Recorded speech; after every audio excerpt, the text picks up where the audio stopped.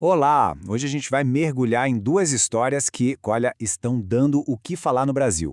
De um lado, uma polêmica inacreditável envolvendo a nova camisa da seleção, e do outro, um escândalo financeiro que pode respingar em muita gente poderosa.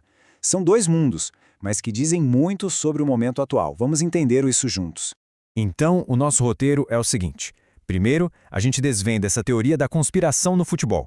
E logo depois, a gente entra num jogo de poder que envolve bilhões de reais e nomes muito conhecidos. Bom, vamos começar com a primeira história. Tudo gira em torno da nova camisa azul da seleção brasileira. Parece algo simples, né? Mas acredite, a internet transformou isso numa controvérsia gigantesca. A grande questão que surgiu nas redes foi essa. O que é que tem de verdade nesse padrão do tecido? Porque muita gente começou a olhar e enxergar uma coisa bem estranha, para dizer o mínimo. E aqui a gente consegue ver o porquê de tanta confusão. Dá uma olhada. Na esquerda está o design oficial da camisa. O padrão do tecido, tudo certo. Agora, olha para a direita. É a mesma estampa, só que com uma parte destacada. E é aí que o pessoal começou a ver, bem, um rosto. E essa suposta imagem viralizou com um nome bem específico.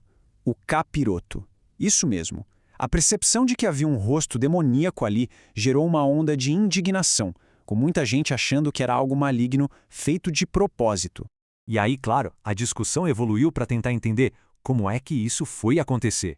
A pergunta que todo mundo começou a fazer foi exatamente essa. Foi burrice ou foi má fé? Ou seja, será que foi só um erro de design completamente bizarro, uma coincidência infeliz? Ou será que teve uma intenção por trás? E para deixar tudo ainda mais confuso, surgiu uma outra teoria. Se a imagem for virada de cabeça para baixo, algumas pessoas dizem que ela se parece com um feto. Ou seja, agora a gente tem duas interpretações completamente diferentes disputando a atenção. E no meio de toda essa discussão, um detalhe bem pé no chão: o preço. Essa camisa que gerou toda essa polêmica custa oficialmente R$ 750. Um valor bem salgado, né? Mas no fim das contas, o que fica claro é que essa história é muito maior do que só uma camisa de futebol. Ela virou um espelho, mais um reflexo de um país que hoje está profundamente dividido em suas crenças e visões de mundo. Ok, agora a gente vai mudar completamente de assunto. Vamos sair de uma polêmica simbólica e entrar num escândalo bem real, com consequências financeiras e políticas que podem ser enormes. E para entender essa história, a gente precisa ter em mente um conceito fundamental no Brasil: a delação premiada. Basicamente, é quando alguém que cometeu um crime decide contar tudo o que sabe, entregar aos comparsas, em troca de uma pena mais branda.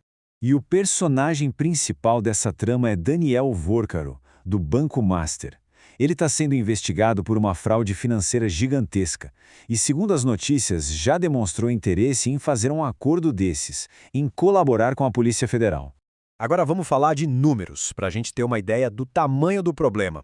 Nós estamos falando de um rombo estimado em 12 bilhões de reais. É um número difícil até de imaginar, né? Uma quantia simplesmente astronômica. E como esse esquema funcionava? Bom, a acusação principal é de que foi criada uma espécie de pirâmide financeira super sofisticada, baseada na criação de carteiras de crédito que, na verdade, não valiam nada. Eram falsas.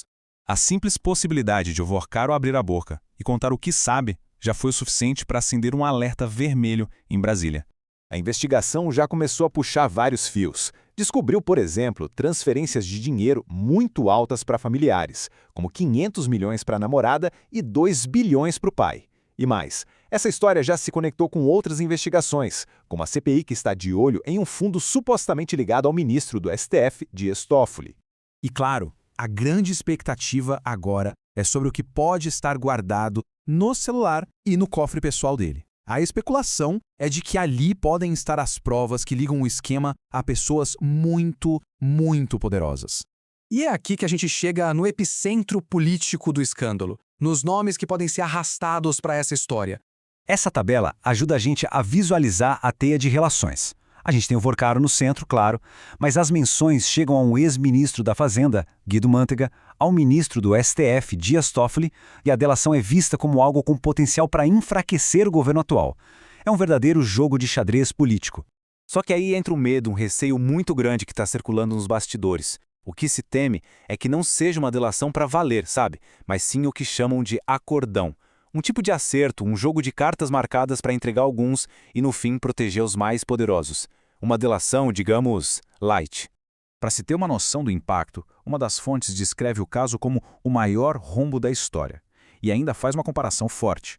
Perto desse esquema, o famoso caso do Lobo de Wall Street pareceria coisa de amador.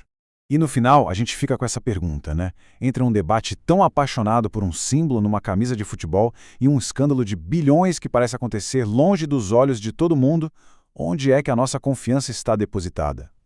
Fica a reflexão.